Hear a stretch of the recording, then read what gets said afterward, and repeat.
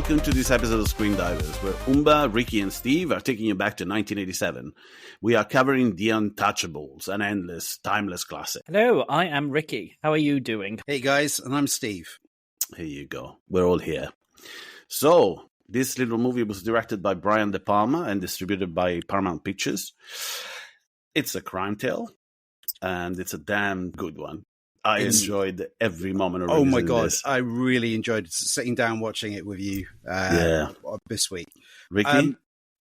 I equally enjoyed it. Probably not to the same extent as you guys, but we'll talk more about that. It's we know that obviously this is based on both a book and the 1959 TV series. Yep. Oh, it was a TV series. I didn't know that. Yeah, it's a TV series.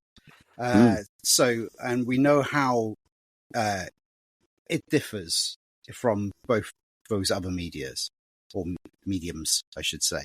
But yeah, I mean, great all-round popcorn movie with which really did bring in the box office. I think it was the sixth highest grossing movie of that year. It made a lot of money. I think it cost about $25 million to make, and it made 4 times the amount. Yeah. So, not to mention the fact that it's an Oscar nominee. Well, we're going to talk about that. Only Oscar nominee for that particular actor. Yeah, well, we're going to talk about that. We're going to talk about that. The 4 nominations and 1 win. We're going to discuss that. But what a cast. What a cast. We got Kevin Costner playing Elliot Ness, Charles Martin Smith playing Oscar Wallace, who reminded me of Rick Moranis quite a bit. Yeah. Is the accountant that gets sent from the FBI, right? And we got Andy Garcia as George Stone, a Cuban playing an Italian once again. And we got Robert De Niro as Al Capone in a pretty hammy role. But at the same time, to be honest, he method acted his way through this as well. Yeah, he put on 30 pounds, really stuck to it. And because at the time he was doing a play as well, and it was a bit of a touch and go where he could do that role or not, wasn't it? Yeah, I think he was coming from the Mission. So it must have been easy to put underweight as well, because he was, on the thinner side for that. And then we've got Sean Connery as Jim Malone. And, oh boy, does he steal the show. Yeah. He really does. Fantastic. It's one of those roles that you can see easily why he got the accolades that he did from that role. But there is also so many elements to the role that are just so like, how was he allowed to get away with that? Yeah, I mean, well, you're acting like the Mountie in that scene, man, Ricky. I don't approve of your methods. But then we have other character actors in this, and one of them, very underrated actress. Her name is Patricia Clarkson. Yes, and she's a superstar. She plays Ness's wife. I mean, it's a small role because we don't see her on screen that much, but I'm rewatching Frasier, as you guys know, over and over. I'm obsessed with the show, and she's in that. Yeah, wasn't she in Sideways as well, opposite Sandra Oh with I think maybe. Can someone check? Oh, sure, check. I can do it now. But, and we've got quintessentially evil bad guy in this, played by Billy Drago. I could talk hours about his career. What a face! He's got a great face. He's got such an evil face. It's unbelievable. He does. All those angular lines on his face, like Lee Van Cleef kind of thing. It's got this, sharp edges. It's all sharp edges. I am happy to say I did a big deep dive through many interviews with him about his career, and he's an actor that as soon as you recognize who he is, and you start watching all of these great old films, you start picking him at random points through his career, and he plays Nitty so well, man. This guy, he steals the show whenever he's on screen. So this was a big movie, man. This is at the height of Kevin Costner being a superstar, like a complete superstar. We're talking Dancing with Wolves. We're talking the Bodyguard. We're talking Waterworld. All right, Waterworld. Again, Waterworld. I'm gonna keep mentioning this movie because people perceive it as a flop. It didn't flop. but it cost so much to make because of what happened during the production of that movie. But it's a classic. It's a classic for me. But anyway, I think Steve likes it as well. Ricky, you're on your own on this one. I feel like I am on my own. It's a mixed bag of tricks for me. Who are you, man? Who are you? I mean, like, I enjoy the movie, but for all the wrong reasons. Yeah, I'm sure. Yeah. Now, so that's the cast, and we're going to talk about that later as well. But there's other stuff about this movie. When the movie opens, straight away there are two big names that are not part of the cast. They're not. So you're right. They're not part of the cast. They're not part of the cast, but they might as well be because their work is so present that it's almost And just reading their names on as the title cards come up is enough to make you go, "We're in for a ride here. We're in for an absolute." And we're going to start talking about who they are. And the first one of the first names that pops on screen is Giorgio Armani, which there's a big thing here. So allegedly, because Robert De Niro method acted his way through this role, which, by the way, if it went to anybody else, because it's quite hammy, he takes it over the line, obviously. And he's 10 years older than the Al Capone that he plays anyway. So he has to bring that energy to it, but it almost goes Dick Tracy. There's a little bit of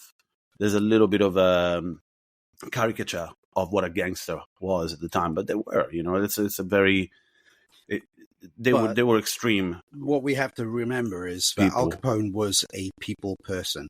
This, he was single-handedly, running the alcohol and crime business in he was Chicago extremely charismatic, apparently. But he was also basically feeding soup kitchens at the same time.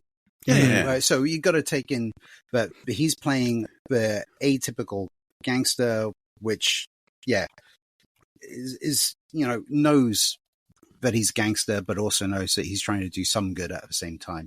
But, absolutely, you just described every organized crime organization and how they operate. It's of course.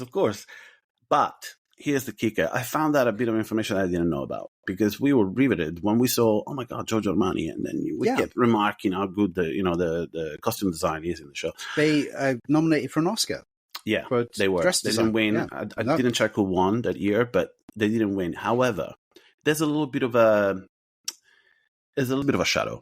And that is apparently De Niro went in full method acting mode and he tracked down the tailor, Al Capone's original tailor. His name was Henry Stewart. He was Al Capone's tailor. He was still alive. And De Niro asked from production, but he asked, he asked for this man, Henry Stewart, to design all of his clothing, basically. Every garment he wore. And if you look at pictures as well, like, for example, the staircase confrontation scene with Ness, that jacket that he's wearing is prominent among most of the photos that you see of Capone from that era. If he was wearing a coat, that's the one coat he was wearing. Yeah. But not only that, it's also the person in charge of costume design for the entire department. It's a woman, and her name is Marilyn Vance. Now, I'm glad that I found this info because she worked on over 60 pictures, and some of them are pretty big. So she was in charge of costume design. She designed all of the clothing for, ready? Yeah, go ahead. Rocketeer, Hudson Hawk, right. Predator 2, Die Hard 2, Uncle Buck, Roadhouse, Ferris Bueller, Pretty in Pink, Action Jackson, Breakfast Club, 48 Hours, Fast Times at Ridgemont High, and the list goes on and on and on. So Marilyn Vance, phenomenal work, absolutely phenomenal work. She's not mentioned in the opening credits, or at least I didn't see her name. I saw Giorgio Armani. Yeah. And the other big name that we saw as soon as the movie opens is Ennio Morricone. Of course. Who was one of the nominations for the Oscars, but did not win. And I adore Morricone. Okay, I love him. We all know. Yeah, but he was a bitter man. He's gone. He wasn't a very easy man to deal to work with. In fact, these nominations he did not win, but he ended up in winning 2 Oscars throughout his entire career, only 2. One of them was a lifetime achievement or whatever. I think it was In 2007, he was given that. Yeah. I don't know what it's called or what it's referred to. I think it was a honorary award.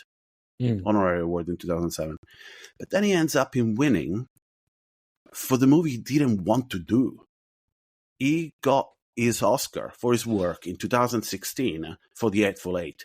And if you know the story about Tarantino begging Morricone to let him use his music, it's because they really wanted to work together. And he refused. He refused several times because he didn't like the... All of a sudden, he had a problem with violence. Like, what? If you look at his entire body of work, is pretty full on. I mean, the violence in sidetracking a little bit, but the violence in Hateful Eight is very different to the violence in Tarantino's other films. In terms of the reason I'm saying that is because, they're hanging. Yeah. Well, not only that, but like a lot of the violence is centered towards a single character repeatedly, and it's all I understand. I get what you mean from that perspective. Yeah. Look, anyway, that's the sidetrack.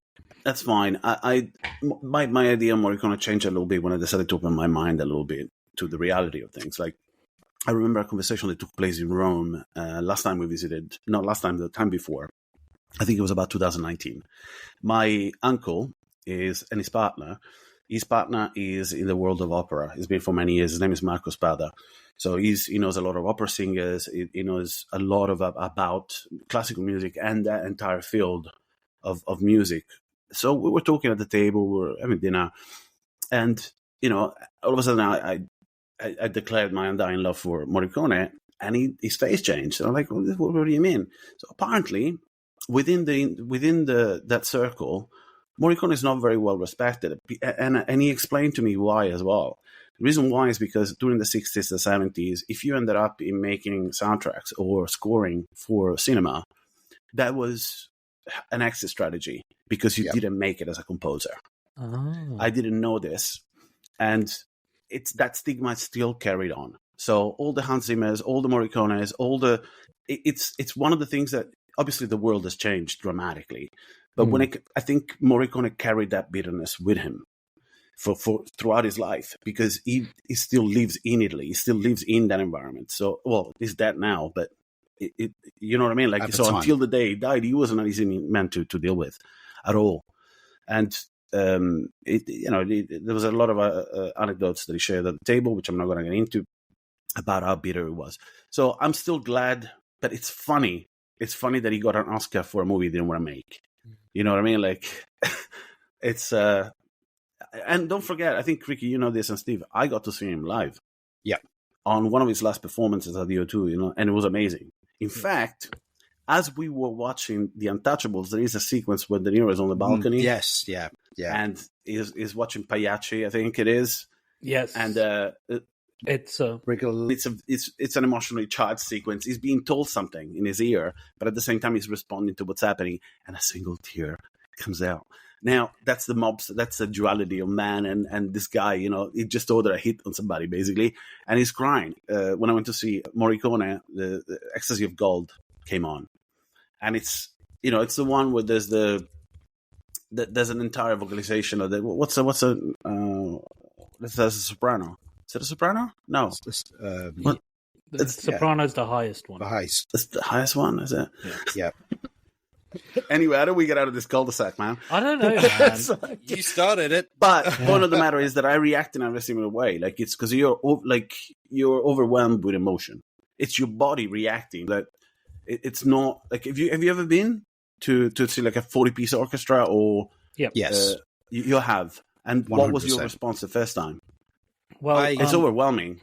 Yeah, I saw Swan Lake with full orchestra, and it was just amazing. Well, there you go. I don't know if you cried, but I cried when I saw Morricone. I was like, I actually touched my face, like, what's happening? Why am I? And then I turned around and my friend's crying as well. I was like, what the fuck is going on here? It's because it's overwhelming, I think. Anyway, so two big shots. Marilyn Vance and Ennio Morricone. Marilyn Vance did all of the costume design for Mystery Man. Of course she did. Of course. I'm telling you, like, I didn't know this. It's full on, but she did. and the director of photography of this movie, who should be praised for other reasons. 100%. Yeah, Stephen Burnham, that's his name. He was also the director of photography for Mystery Man. Mystery Man. I was going to say that actually there's a lot more connected between Mystery Men and this film, and it's actually to do with the production. And if you look into like all of the pitfalls that this production had, it could have easily have been another Mystery Men. But are we going to say a certain? Yeah, go on. I was going to say that like if it wasn't for like that this wasn't Brian De Palma's like first joint, and this was like a big team around it, and that they had a producer who was like, no, more money, no, more money, no, you want to take more money out of us? No, we want more money out of you.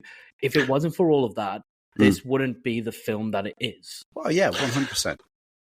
And that's fine, but these two movies are completely different animals. But the idea is not only that, they're different studios as well. So I don't know why there's this connecting tissue between the two. It's really weird that they share DNA, and it's one of them is Paramount, which is this, and the other one was Universal, I think, Mystery Man, whatever. Yep. But that's it. I mentioned this now. We're not going to talk about Mystery Man anymore. We talked about that for an hour, and an hour was too long. Yeah. So let's really put that experience behind us. It's gone. It's done. It's gone. But I might bring it up again. I'll be honest.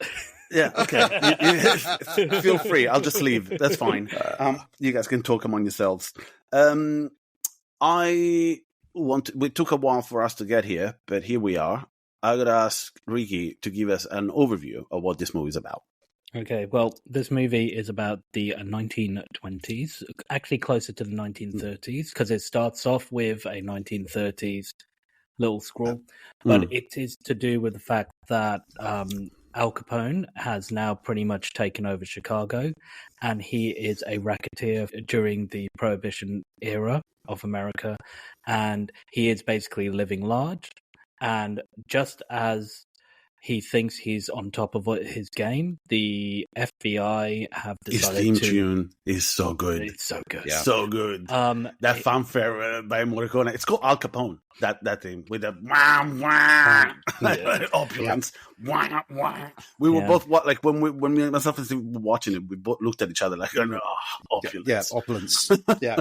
A bit sleazy opulence. Oh, yeah. It's very 100%. Great. Yeah, it's like great. if nothing really makes this like an 80s film, a lot of the soundtrack makes it a very 80s. It has the elegance of a smoking session in your bedroom when you wake up in the morning with a giant cigar. It's like, imagine the way that room smelled. And the funny thing is, we've just talked about Al Capone's entrance, but the movie pretty much follows the making of the Untouchable. The Untouchables. They are known as the Untouchables. The unit that is hired or put together to take down these bootleggers. We are going. Yeah. Okay, that's what the movie's about. One person that we'll assign this little job to is Steve when it comes down to talking about the veracity of this, like how much of this movie is historical, because there's a lot of it's heavily fictionalized. Heavily. And that's great, because that makes for a great movie. It is a great movie. Like I really, really enjoyed watching this again. Like I was a kid when I watched it, and strangely enough, some movies will give you an extra gift when you rewatch them, because your life experience has expanded. You're older, you understand. Nothing has changed. I perceived this movie exactly the same way as I did when I was a kid. I didn't learn anything new. There was, you know what I mean? If anything, it tickled the same spots, like the camaraderie among. There's a very adventurous kind of. There's this team spirit, like there's the four of them. When four of them are in the frame, there's an adventure. And possibly in reality, most of them were behind desks most of the time. Ness and Capone, did they meet, Steve? Possibly only when Capone was getting the handcuffs put on. That's it, right at the end. Yeah, right at the end. So basically, they never met. Never met in person-to-person terms. You're not even talking a badge. You're not even talking a badge. It's us basically screaming that at the end. Yeah.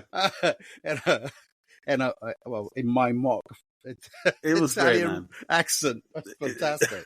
Nothing but talking about. So yeah, it's Steve read the book. I think I may have read the book years ago because it was a big thing, and that's what we were discussing at the end of the movie when we watched it. It was a big movie. It wasn't just the award nominations, the Academy Award nominations, which obviously would put something on the map, but at the same time, it is at the height of the game of each one of the just going to add the members of this cast. A bit of a snippet to this. Well, once the book was written and published, by the time that it became quite a big thing at the time once it was actually released, Elliot Ness had passed away. He never saw the fruits of it. He by the time of its release, he passed away as an alcoholic. Oh, Let's just say that. When That's did he die really exactly? strong. You guys can get this info? Oh my God, yeah. Yeah, get this info for a moment. I do know it, but I can't. Yeah, let me bring it up. No. Steve is doing it. Ricky, I got to talk to you about the writing talent of this movie. Okay, because that was the other name that when it popped up on the other, it was I saw it. I was like, oh shit, it's him. Yeah, it's David Mamet. David Mamet, and David Mamet actually took this job as just a money spinner. He this script was written previously by Wendy. Now I'm going to look it up because is that the person who has the co-writing credit? Yeah, but she doesn't get enough credit. Like her name was removed off the script. Because I've got an Oscar Fraley here.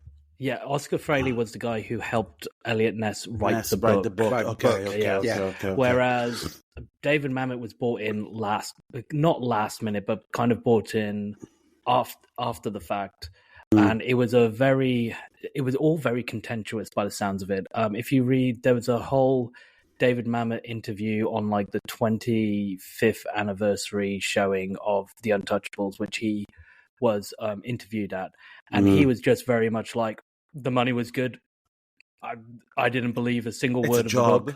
It's a job as well. Like whatever. I got called in afterwards. And so he adapted it to the screen pretty much. That's what this is. Oh, he also said that there was like a lot of things that afterwards he was like, yeah, I didn't really care for that scene, but you know what? They paid me, so fair enough. He's a Pulitzer Prize winner, and he won the Pulitzer for 2 movies. I don't know the other one. The other one is Speed the Plow, but I know very well the other movie, which we'll cover at some point because it's one of my favorite movies of all time, and that's Glengarry Glen Ross. Yeah. Oh my God, absolutely phenomenal dialogue. Yeah, that's why you remember David Mamet pretty much. And again, I think it's akin to this job. He wrote Hannibal. Yeah, I was going to... so, he passed away on the 16th of May, 1957, by the way. Oh, whoa. So he died 30 years prior to this movie being released. I thought he was done. Yeah. He died. No. I mean, like, even the TV series, which was released in 1959. Oh, wow. Yeah, okay. So, and the book was released... You said. Yeah. Oh, which is very telling to the last line... of when he, what are you going to do after all this is done, or when prohibition is gone? And he states, I'm going to have a drink right at the end of the movie. You know? There's a few one-liners like that in this one. Where's Nitty? He's in the car. It's on akin to Lethal Weapon style one-liners. You know, it's like a perfect one. And one of the things I was going to mention as well, Kevin Costner. Like he was only known for a TV series, that adventure one, wasn't it? Prior to this, yes. Oh my God! Now going back to Mr. Burnham. Okay, Burnham. That's all right. Sorry. All right. No, just because we can't. There's a we few get things. Distracted. Yeah. I mean, the movie is. It's not a character study. It's not. It's a story. Everything in the story services the story. The movie moves forward. The pace is very good. Very quick. Yeah. And one of the things that I notice is whenever there's good cinematography in it, because of this, you really spot it. So it's not all the way through, but there's a lot of stuff that is also evocative of things you've seen before with De Palma. And I think that's the reason why De Palma has worked with Stephen Burnham again. There's one shot in particular that where you get two displays of skill here that I really like. Some people may find it a little bit off-putting, but I really, really enjoyed it. It's in the church. It's when Malone and Ness are in the church. Oh, yeah. It's the first time, because obviously walls have ears in this place, and they leave the police station. The what is it? It's an FBI headquarters or whatever. No, it's a police station. Right? It's a police station. Yeah. They've got an office in a police station. Yeah, because they didn't have, like you said, Steve, they didn't have enough funding to have this happen in a particular place for the unit. They had to share space with the police force, right? So go ahead. Yeah, no. What was the funding in the original story? What was the amount of funding that Hoover gave this unit? So they only give. It wasn't just this unit; it was the entire USA. They only had 1,500 agents. Whoa! Oh, wow! Yeah, that's it. Full stop. Yeah, that's akin to the history of the war on drugs for the United States. It's like, while supplying them. You're gonna get us cancelled before we even start.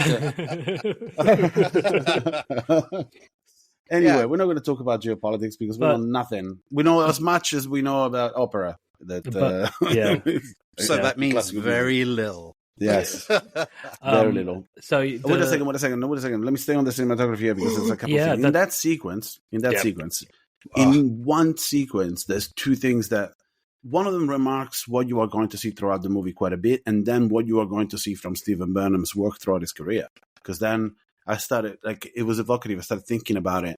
It's like, okay, this is how he does it. He's also one of the people that use this quite a lot. There's a lot of low-angle shots in this. I don't know if you noticed. Like, for example, whenever you see Capone, he's on purposely, most of the confrontations happen when he's on top of a set or like a staircase.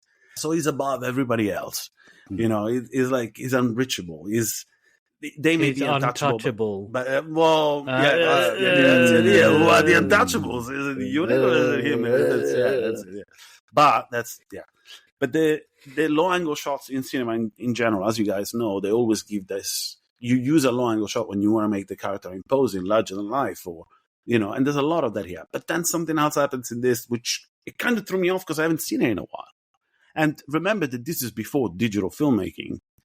So what they did is they used a split focus diopter set. Yeah, which I knew you would talk about this. I adore it because it's not done in post. It's actually shot that way, and it throws you off. But it's so De Palma, and it's basically you see Kevin Costner in focus on one side, like it's a profile shot, and then they're having a conversation, and both of them not only you get this difference in depth and distance between the two characters, both of them are in focus, and there's a lot of skill by Burnham here. He actually has to rein it in a little bit because he doesn't get to play around it. You can't throw. In fact, that sequence stands out quite a bit because I think it's the only sequence of its kind in that movie. And deliberately. Yeah, deliberately. Like it's let me play. You know what I mean? Like De Palma and him going, like, come on, let's. And in fact, De Palma's done this before. Most notably in another little movie of his called Carrie. Yes. Again, this is not the first time. It's a very cinematographer or whatever. It's a thing that as a big director, you get to call back to your own work. It's because you have a style. And even if this was a big blockbuster at the time, it's still very much a De Palma movie. Oh, the way the camera moves outside windows, creeping in. There's a bit of giallo. Let's not forget that ultimately De Palma is the most prominent member of the giallo family in the States. Like his relationship with metal, glass, and blood is incredible. Like the way Nitti falls through that car and the glass shatters. Oh, my God, it's like a Dario Argento movie, man.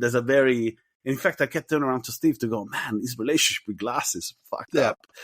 it's when glass is breaking, someone's going through it, or someone's going to die. Like there's a lot of that, and just with the camera creeps around a little bit, like the entire sequence with Malone and the two guys outside.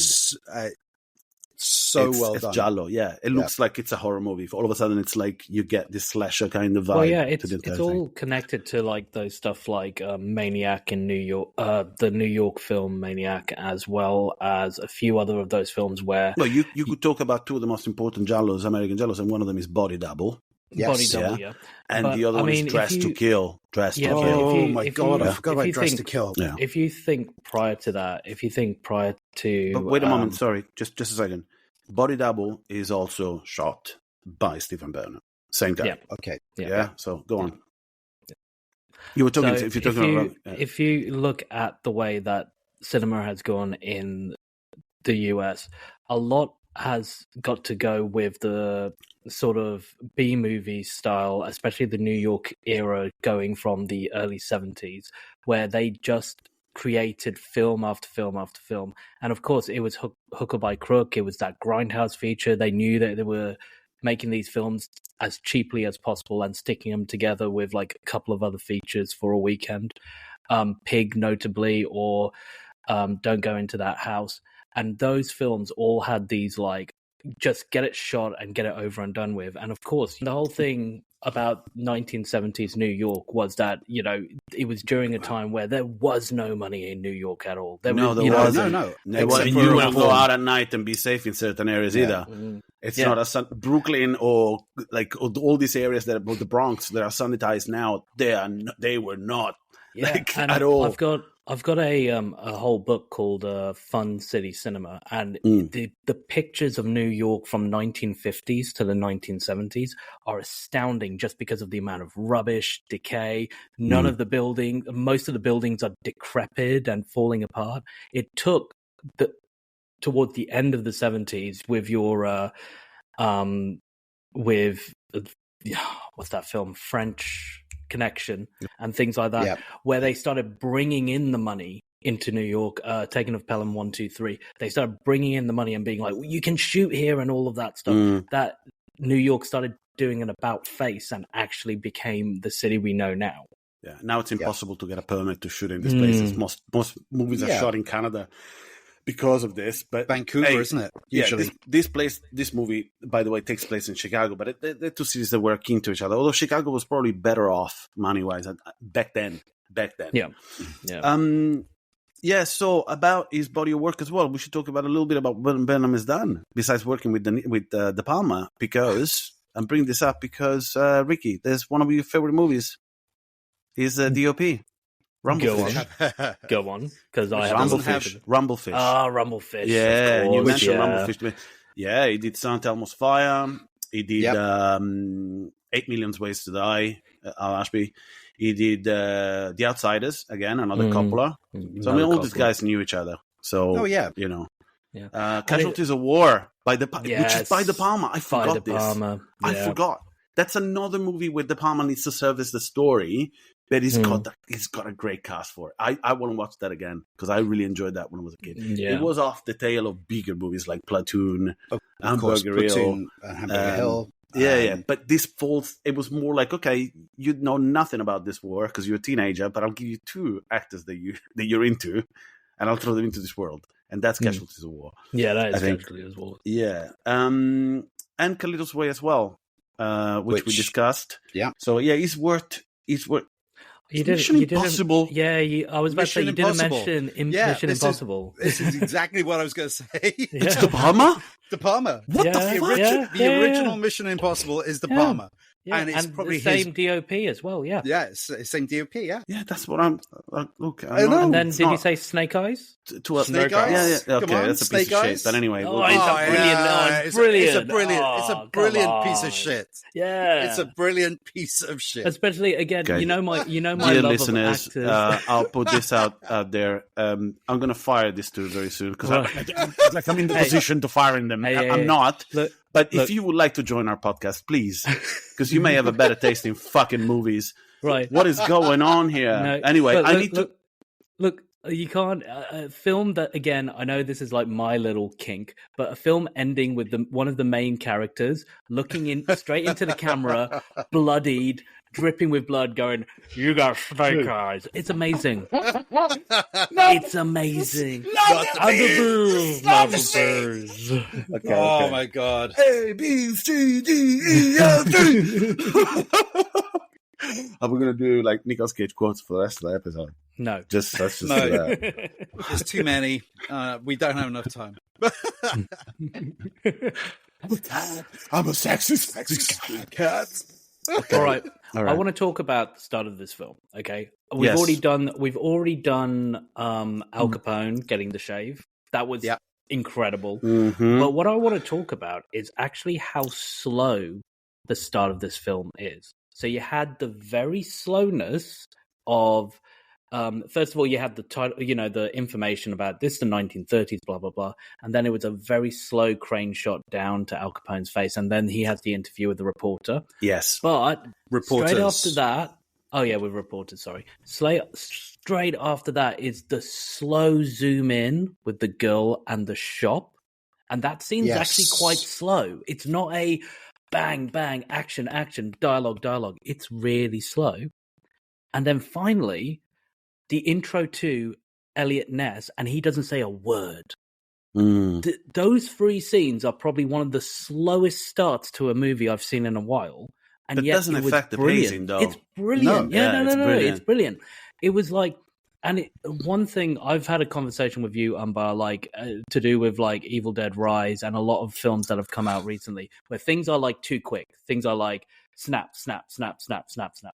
And this movie proved that you are allowed to have that time and you are allowed to have those moments. Can I point something out to you? Because I remember saying this to Steve while we were watching it.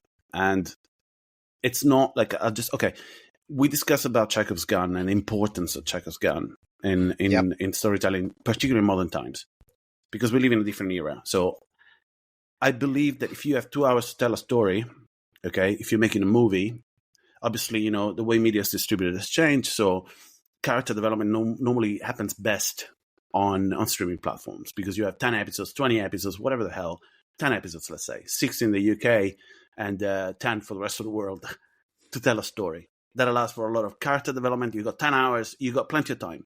But in movies, it's a fallacy not to follow the rule when it comes down to Chekhov's gun. If you are going to give any information whatsoever, it needs to pay off. It needs to be connected and needs to service the story. And in this movie, it's almost a masterclass. There is no filler. And I'll give you an example. You just said it.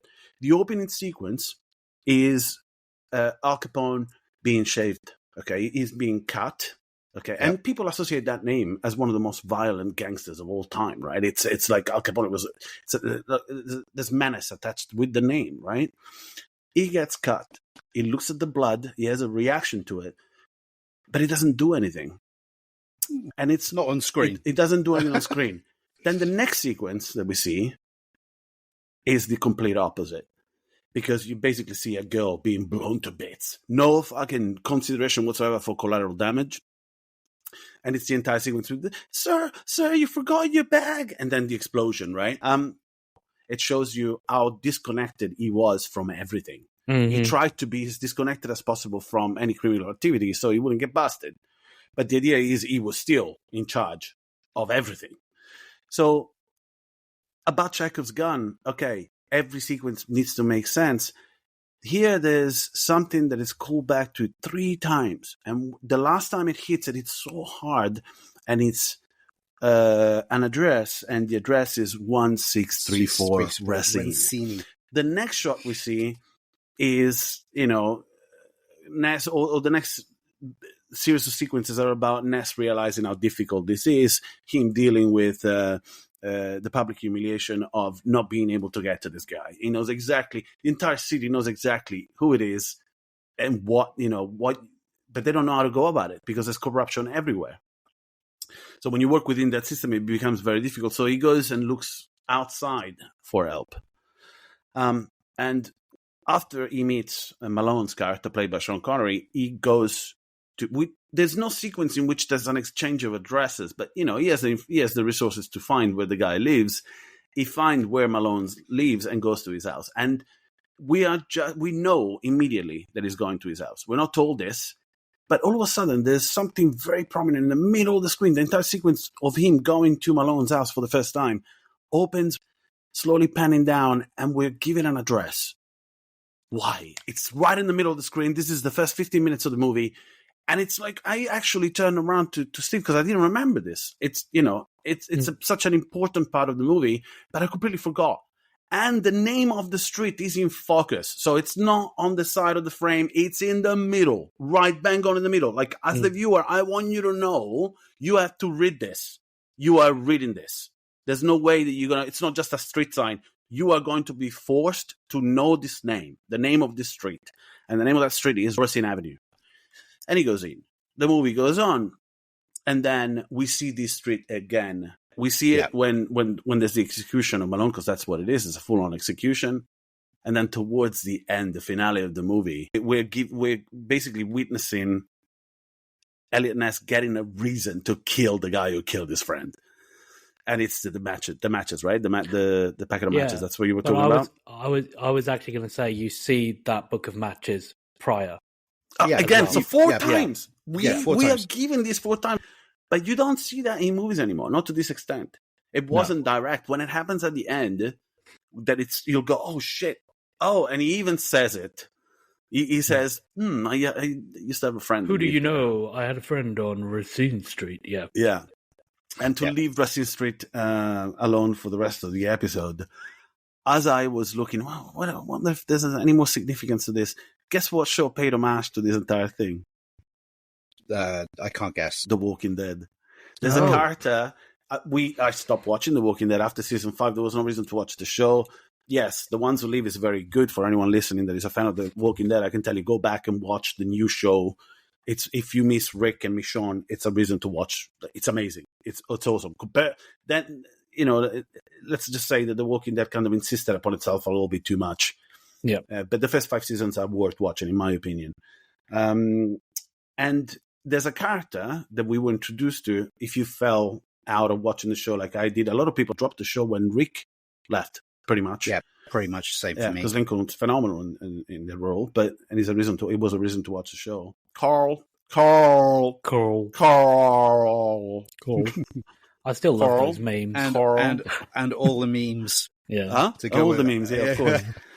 But there's a character called Eugene. I don't know if you remember Eugene. Oh, Eugene was from season 2, 3. Yeah. In the later seasons, apparently there's an episode in 2022 because I know this info because I was looking for it. And he's interrogating a witness to something, and the guy gives an address, and the address he gives is 1634 Racine. So it's obviously an homage to the Untouchables. Yeah. So, and that was me. That's it. I'm done with that rant. So I was going to say we're hitting our timer marks and all of that stuff. Yeah. So, and we haven't even talked about the Battleship Potemkin homage. So this was shoved in at the last minute because the original plan was to do it on the train. Yep. Which was then played in Carlito's Way.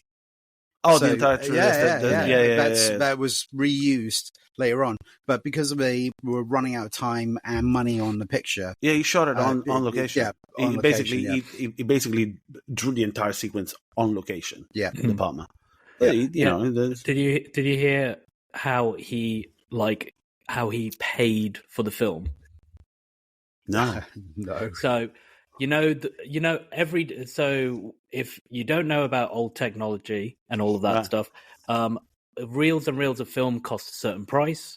Of course. When you get towards the end of a reel of film, you've probably got you've got about 10 meters still left of it. And that normally just gets put away so it doesn't get overexposed or whatever. So De Palma decided, well, we've got all of this extra footage that I'm not going to sell back to Paramount. I'm going to go film my scene.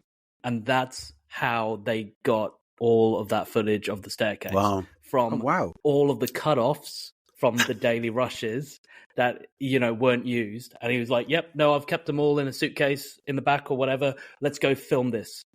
Nice one. Quite literally cut it down to how much film you've got. Yeah. So, they just don't make them like this anymore. No. Anyway, trivia. A little bit of trivia. It's too early. We need to talk about Drago.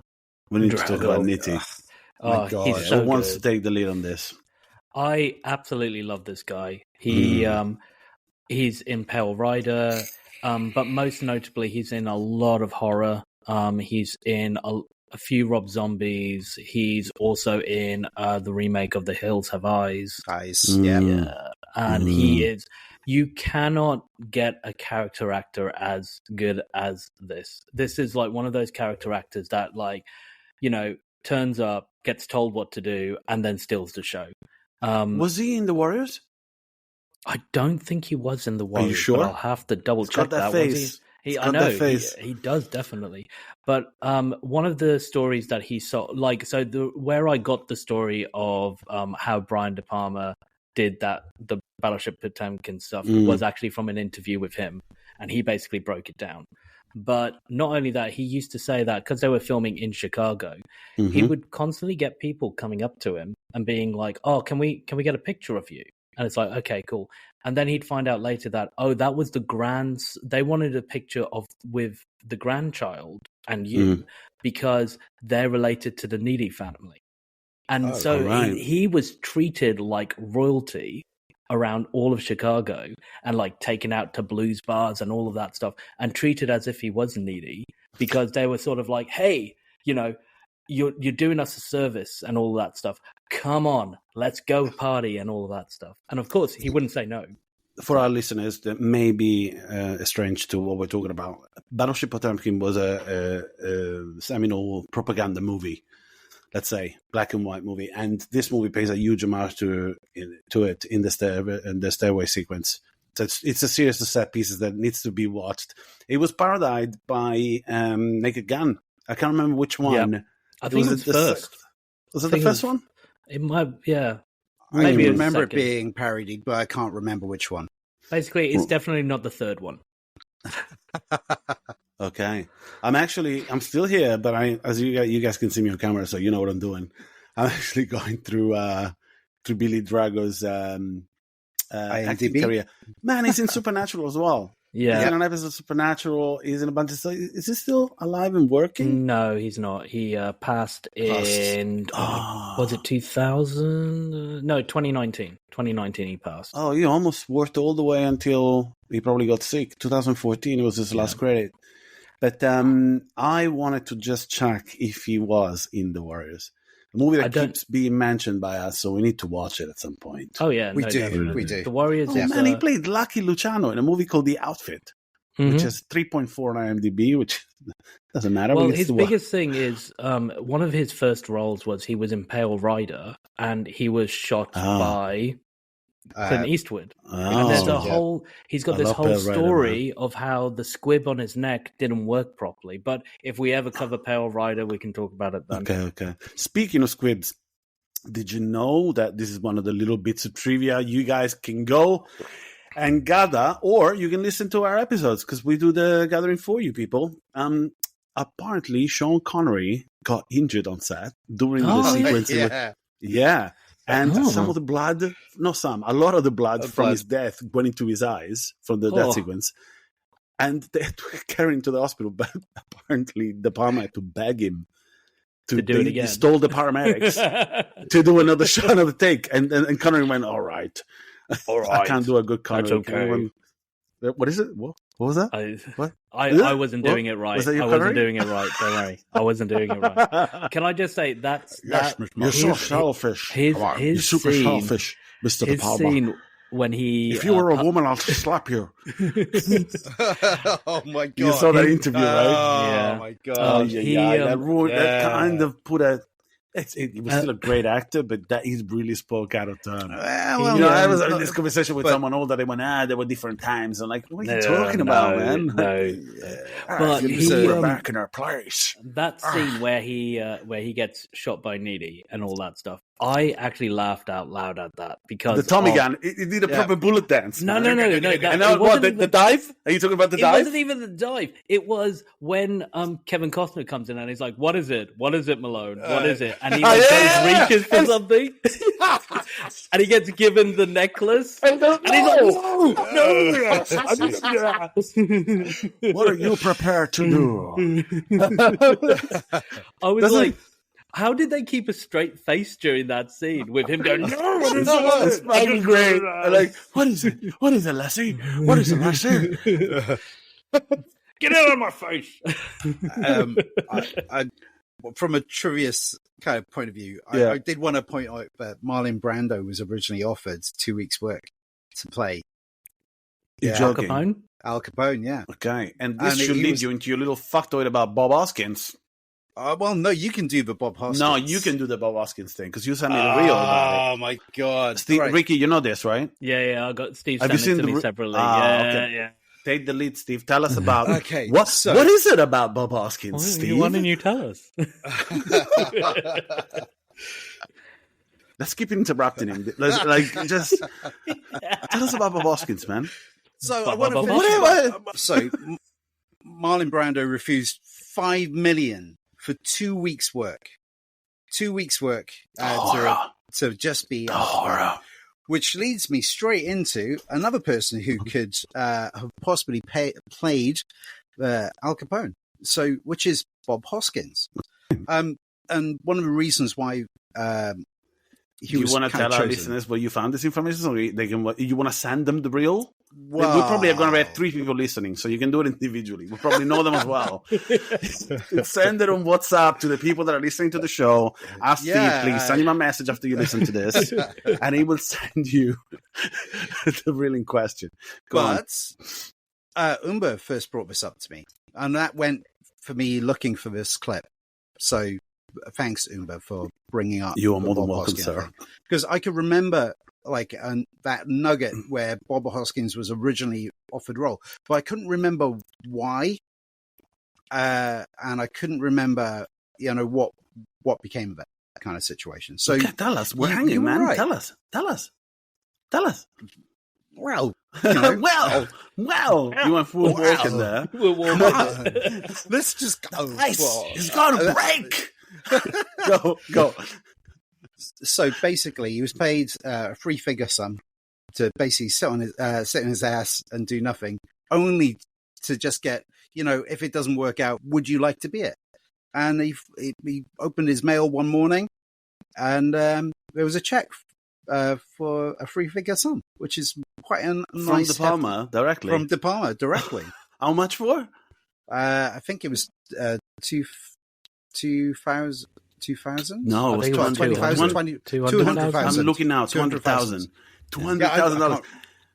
You know what? You Fuck's sent me sake. the reel. You sent me the reel. I sent you a reel. Yeah. How does it end? Because he does say, it's a great way to end that interview. He turns around to, who was the guy in the? It was Terry Wogan. Terry- Yeah. So who's a really big name in the UK for interviews and stuff like that, and he was quite a comical chap as well. But Bob Hoskins basically turns around and gives Brian De Palma a call and says, "Is there any other movies you'd like me not Do you have to any be in?" more work? That's great, man. $200,000 for doing nothing back then as well. So with inflation, Yeah. that's great. So I actually believe that story. I like Bob Hoskins, man. Yeah. Even in that movie.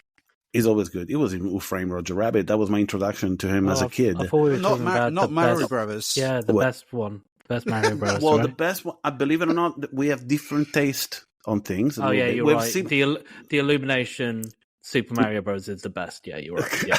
Yes, it's great. Yeah. All right, hey, more But they should've DNA got Bob share there Hoskins. because John Leguizamo was also in that, and he Yes. was in Carlito's Way. Oh, Yeah, Benny yeah. Blanco. Let's get Brian De Palma all over this. But wait, there's more. There is one thing about Bob Hoskins. I'll mention this if you guys have seen this. One of my favorite English directors is Shane Meadows. Most people listening to the show know this name because of This Is England.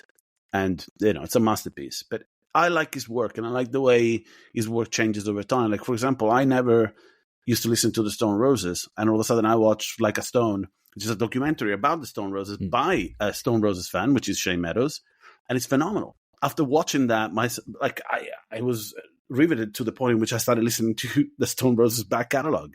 He made me a fan, basically. Okay. But there was a movie that made me fall in love with Shane Meadows way before This Is England. And the movie in question was 24/7. I don't know if you remember this. It was a black and white movie, and Bob Hoskins, I think he plays a football coach in it. Yeah. I can't, and he's phenomenal. His performance is just, so if we're going to go back, and probably if we're going to do a Shane Meadows movie at some point, we'll probably have to do Dead Man's Shoes. Yes. I think. Oh, yeah. I was right? hoping you would say, I was hoping you would say something like Dead Man's Shoes. I wouldn't mind actually at some point doing like the This Is England like whole as a whole, the TV stuff as well. Yeah, the movie and then the TV stuff. The Hitchcockian suspense of the stair scene. It reminded me of a phrase that was said by Hitchcock, which was, and I think he was talking about Marnie, where it's like what he did was he showed the suitcase going underneath the table. You don't know what's in the suitcase, and then you see like the close up of like the actress face as she's really terrified, and then you see the clock, and it's all of that like no one's actually saying what's in the suitcase, but from these like shots of like worry and time and all of that stuff, you know that it can't be good. It's got to be a bomb. It's got to be whatever it is. And it's the same thing with the stair scene. There's so much going on in the stair scene, so much close up, so much worry, so much like, and then like seeing the baby was like a sort of like, oh my God, this can't go right. None of this can go right. Yeah. The tension, it's funny. Okay, you're writing. So wait a second. You're writing mentioning this when we're watching it with Steve. I turned around and I said, we both agreed immediately. I said to him, we both know what's going to happen here. We've seen this movie several times, and yet I'm on the edge of my seat. Yeah, it's fucking and it's almost comical because if you took it a little bit, there's so many set pieces. That you think. It's because of the amalgamation of the memory that we have with Naked Gun as well. It's like it's too much. It's like John Wick falling down the stairs 40 fucking times. Yeah. Go on, Steve. What were you saying? I was just about to say, and John Wick. And John Wick. That's it. And it was a staircase as well. Yeah. So there you go. And it's that scene, and you've pointed to it. It could have been too much, and it has been parodied and all of that stuff. But it had that Hitchcock style to it that, like, no matter as you're watching it, you're just constantly like, "Oh God, no! Oh no! Oh, and the mum's gonna get caught up in the crossfire, and oh God, no!" And then it all starts off, and it's amazing. Like all the slow mo is worth it. Everything's really good. Look, most of Hitchcock's work is fucking timeless, dude. And no, it is like still the bar is raised so high. Like if you watch Vertigo again, it's got one of the scariest fucking 2 frames at the end. Even going back all the way to Shadow of a Doubt. Yeah, Shadow of a Doubt is a fucking masterpiece, so dude. Great. Come on, so good. We're gonna have to do an episode about that one. Shadow of a Doubt. Welcome to this episode of Screendivers. Today we're talking about Shadow of a Doubt. Okay, I did this, so the one we do the episode, I do the same voice. All right, cool. But my. We're going to get so many angry people. Why? I don't give a shit. They're going to be like, is he trying to do Louis Armstrong? I really hope he's not trying to do Louis Armstrong. No. What are you doing? What the fuck? What? Did I just do a voice blackface? And like, what to myself. Don't take me. By the way, that was we're all minorities here. Trying to do Louis Armstrong, not we're us. all minorities. Steve and I are clean, very clean. We weren't doing Louis Armstrong. We're all minorities here. Steve is Welsh, definitely a minority. I'm Italian. You're sick, mate. Sick. How much are you getting on that in Australia, by the way? Oh no, I'm not. Sick, mate. I'm not because there was one day where I was sort of like, oh yeah, no. I'm an Indian background, and they're like, "You're British. Shut up. You are British." You're as Indian as curry, and curry is definitely I'm English. as Indian as chicken tikka masala, which was in Birmingham. So, Yeah, definitely. My final thing that I want to bring up about the film is the final line by Al Capone. Okay, now in terms of Robert De Niro, nothing but talking about. You're talking about. and you know what? I'm talking about. Sorry. I've got to admit, Umba, that like my version of it started turning really weirdly Italian when I started doing it. Do it. Offend an Italian.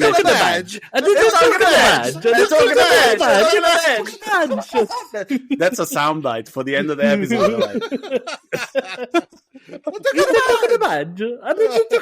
You know how everybody's fucking holding him? Everybody's holding him, and he's doing the fucking Goodfellas kick, but in the air. Yeah. And he's just going, it's a talking about.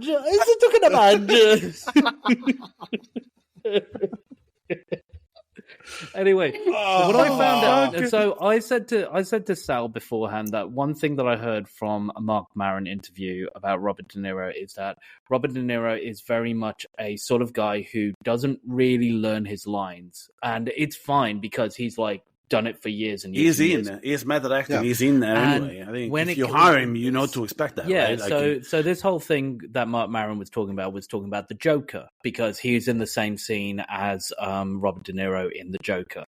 And Mark Maron was sort of like, it was just really weird because like I'd just watch him and I'd be like, how is this gonna cut together? Because he was like really worried because Robert De Niro kept fluffing lines or kept going, I don't know what I'm saying next, to off camera and all of this stuff. Right. And he was like, oh, how is this going to work? But then when you see it in the Joker, he knew that they were just going to cut around and take his best stuff and seam it all together. Well, he probably took the experience from the King of Comedy with him. Exactly. As well. Yeah. But then I read up and I was like, okay, he's like, from that interview, I was like, oh, he's old. So whatever, like maybe he's gotten into this state where it's like, I hate that conversation. I fucking hate that conversation. I think when you're old, you'll stop acting. Someone would stop. Otherwise, if you're on screen and you're that's mastery. But, I think, yeah. And then have you seen Killers of the Flower Moon? He's fucking phenomenal in it. Yeah, but you see, like, dude, he's one of the most terrifying villains. No. We need to talk about that at some point, by the way, because we will. But in that, that's him. That's him, like working with his best mate. That's him. That's like brought him up and all of that stuff. And with Martin, I get it. He's working with Marty. Yeah, and Martin not only knows how to work with him, but if Robert De Niro went off on a tangent, he'd be like, let's follow. Let's film it. Let's just film him. But Steve, have you seen it? Have you seen Killers of the Flower Moon? Okay. I have not seen it. It's Scorsese just swinging his big dragon tail for possibly the last few times, if not the last time. But he when he hits so hard that people that actually did not like the movie did not get it, because the entire movie is the equivalent of you putting the concept of gaslighting into a blender and serve that as a smoothie. Once you're done, you serve it to the viewer going, this is, what's it called? What's the shake called? This is gaslighting. Have some. The essence, the villain that he plays in it is obviously synonymous for colonialism, right? That's the entire movie. But De Niro manages to channel this into a person, into a villain. And the way he does it is not just, it's so big that it's like, it's the villainy it's a tyranny of colonialism in one character. We'll talk about this when we cover the movie. When we cover the movie, we'll talk about the actual novel as well as. Yeah, of course, but I'm talking about. Yeah, but let's talk. Go back to what I was saying about Robert De Niro. So I thought that whole thing. It's not the first time that Scorsese adapted a novel for the screen, man. Let's be clear about that. So I thought. Yeah, what'd you think, man? What'd you think? I thought that Robert De Niro on the Joker, that whole story was just for like the Joker and stuff. And then I went on a deep dive into the Untouchables, and it turns out that Robert De Niro didn't quite get a hold of all of his lines. That's me saying it quite nicely, to an extent that Brian De Palma would like basically between takes walk around behind him, forcing him to learn his lines, like literally reading the script to him and being like, you're saying this and you're saying this and you're saying, come, mate, can we go over the lines again? You're saying this again. Please, can we just learn your lines, Bobby? Learn your lines, Bob, and all of this stuff, right? But, so in that final scene of Al Capone, where he's saying, you just talking about. Was that ad-lib, do you think? He forgot all his lines.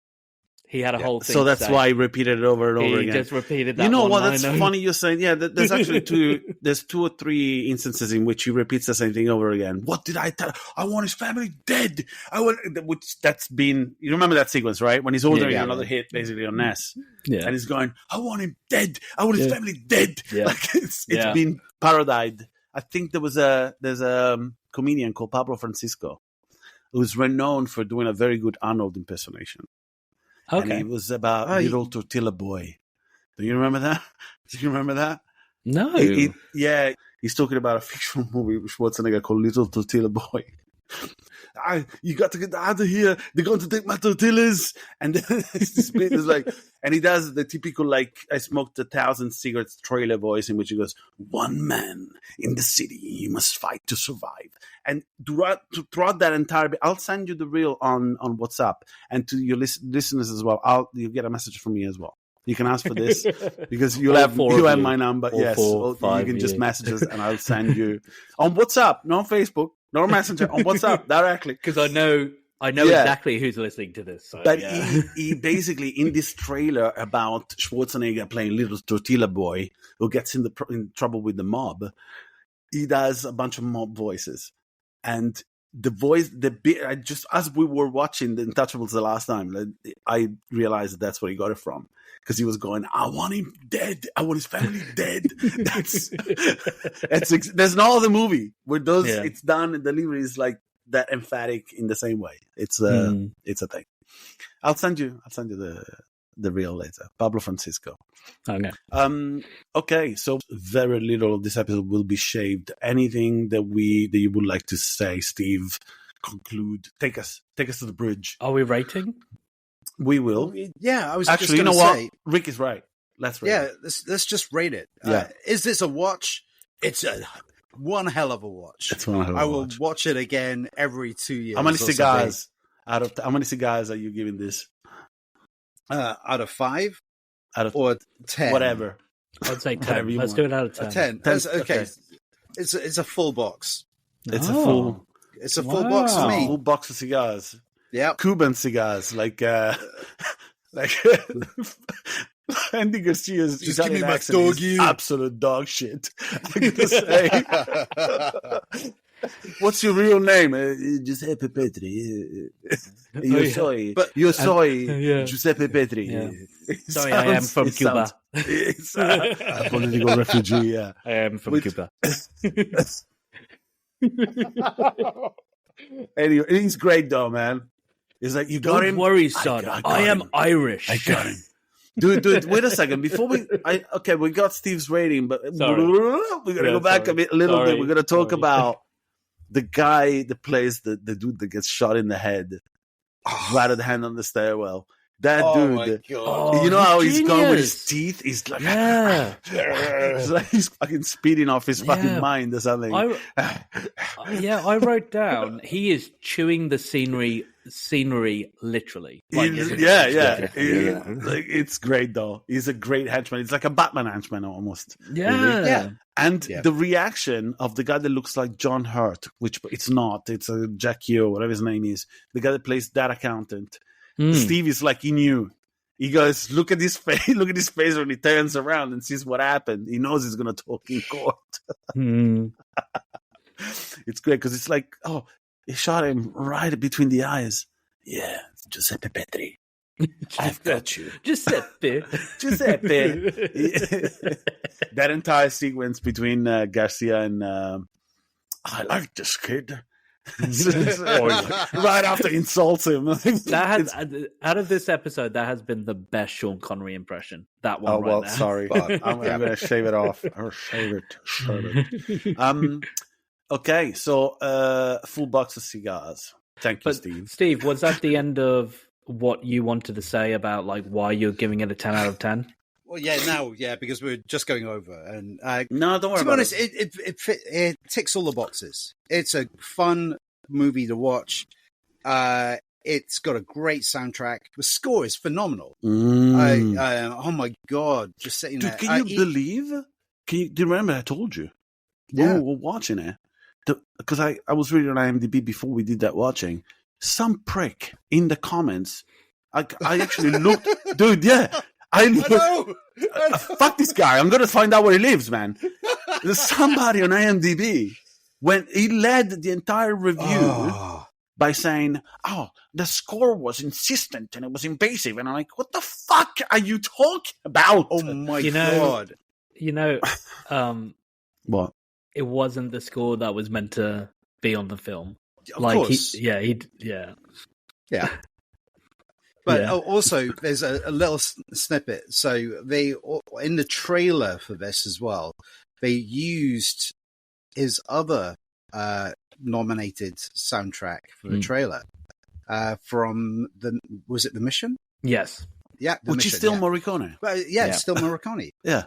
But it's but there was that's how they went down the road of getting him on. There is one track from this, I'm pretty sure. I didn't look it up, but there's one track from this where I remember I turned around to you, Stephen. I said, "This isn't the thing."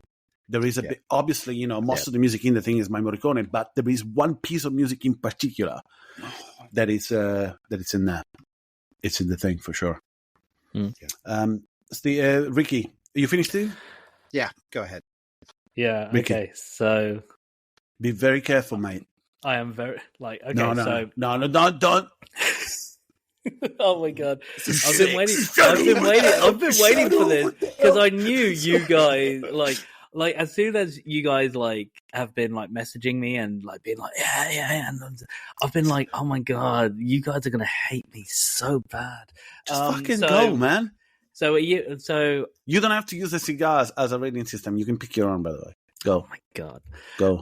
So I'm afraid to say, guys, that I am going to be giving this a 7 out of 10. All right. Well, that's not bad, acceptable. Man. That's acceptable. That's so better than Mystery Man. Better than Mystery Man. So one of the the things that happened to me. So I watched this week, but I also had watched it about a year and a half ago or something like that. And when we watched it a year and a half ago, I remember having this feeling of dread in me, being like, why am I not enjoying this film? And by the end of the film, I was like, oh no, it's great.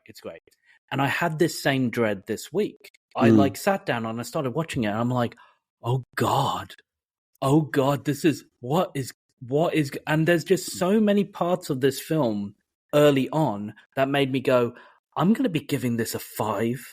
I might even be ending up giving it a 4. But then it ties up towards the end. Exactly. Yeah. Then you have got the last quarter, maybe the last 2/5 of the film that are just pounding. Point after point, it's still a bit cheesy, and there's still a few choices that are made in this film that are a bit like, what? Why is this even happening? And then let's just say it's not historically accurate. Not at all. No. But even then, there's a movie. Yeah, even then, there's a few very stilted bits in the start of it, like the whole reporter thing when they're going in, and there is a purpose to it. I understand there's a purpose to it. There's a purpose to every single part. Yeah, but it's almost clinical when it comes down to the Chekhov's gun that we talked about earlier. This happened, it will hit you back later. This happened, it will hit you back later. But you see, watching it and comparing it to some other Brian De Palma films, of course, Scarface and all of that stuff. Oh, dude. You sort of why is this even happening? And then in the last 2/5 of the film, it just turns into an absolute powerhouse. So while watching it, I was like, oh God, this feels like a 5 or a 4. But by the end of it, I was like, okay, that was awesome, the last 2/5 of it. But because I felt a bit 4 out of 10, 5 out of 10 earlier on, I'm giving it a 7. Yeah, that's a good score, man. That's a good score. It's still a good score. And 7 what? Out of what? 7 cannolis. Cannolis.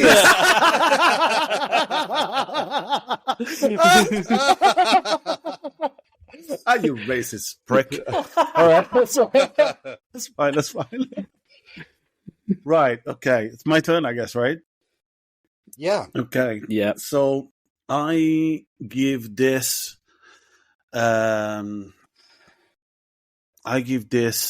9 bullets out of a clip for a Tommy gun that holds 10 bullets, which is a chip clip for a Tommy gun.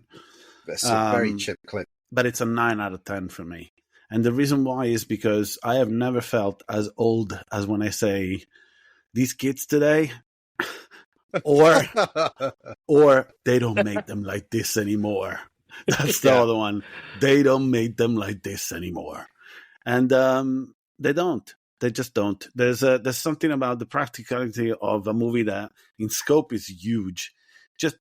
Just when even the entire Canadian sequence, I was talking to Steve about it because he's the book that he read, which I can't remember if I read it or not. Breakdown. Yeah, it's much fresher in your memory. Yeah. But the entire Canadian sequence, and it didn't really happen. And the fact that I believe that these people probably spent most of the time behind the desk pursuing this criminal. But the idea is that it's romanticized to an extent. Like when the music swells and the crane and the camera goes up on a crane shot, and like the scope of this, you got a guy with glasses on an accountant shooting like 5-6 guys with a shotgun. It's the entire thing. And even the comedic edge of some sequences that are quite dark, like Sean Connery picking up the guy who's already dead, thinking on his feet, like De Palma, by the way, because it seems to me that De Palma put a lot of himself into Malone's character, in my opinion. It's just the thinking on its feet, right? When he goes outside, picks up the body that is already dead, puts a gun in its mouth. Do you remember that entire sequence, right? Oh, totally. Yes. The outrage of the Mountie. If you change the tone of that sequence, it would have been a horror film. Like it's terrifying, Like, I even says to the guy, "Don't let him clean up until after he talked." I do not condone your methods, Mr. Ness. And it's like, the entire thing. Yeah. The one-liners that you don't think that would belong in a movie like this, and they don't, and yet they're there. Yeah. It was a joy to watch. The only reason why it doesn't get a 10, it's because it's based on historical events, and it's not historically accurate. So I see it as a movie, and I see it as a movie I would want to watch again. And that's why I'm saying it's a 10 for me. It's not. I'm taking, like, if there's anything out of this, I know the history of the Untouchables quite well. I know certain aspects of this, but it's a movie. And that's what I take out of it. It's a movie. Is it a movie I'd recommend to somebody else? Yes. Is it a movie I enjoyed? Yes. Is it a tour de force of some perfect fucking camera work? Yeah. Yes. Has it got a great soundtrack? Yes. I mean, it ticks all those boxes, and it's over the top and ludicrous at points, and I love over the top and ludicrous. Yeah, absolutely. It's a crowd pleaser. You're not going to forget it, And also, if you mention the Untouchables, that memory of a great movie is still very much alive in people's heads. Yeah. So that we talked about. I said that I wasn't going to mention Mystery Man again, so I'm going to. Mystery Man. Yeah. The running time of Mystery Man was 2 hours and 1 minute. And this movie was 1 hour and 59 minutes. They are 2 minutes apart, and yet they are worlds away when it comes down to quality. Anyway, on that note, I think we're done for today, guys, and I think you're done with us as well. Yeah. Yeah? I'm talking to you, listeners. This was Umba. This was Steve. And this is Ricky. Until next week, goodbye. Come out here, Capone. You want to fight? You want to fight, you and me, right here? That's it. Come on. Somebody, you afraid to come out from behind your men? You afraid to stand up for yourself? You want to do it now? You want to go mad now? Come on, you son of a bitch. What? Easy. You talk to me like that in front of my son? Fuck you and your family. Me? It's me. It's me. Not this way. Not this way. You fuck, you got nothing. You got a lot of talking fast. You here because you got nothing. You got nothing in court. You don't got the bookkeeper. You got nothing. Nothing. And if you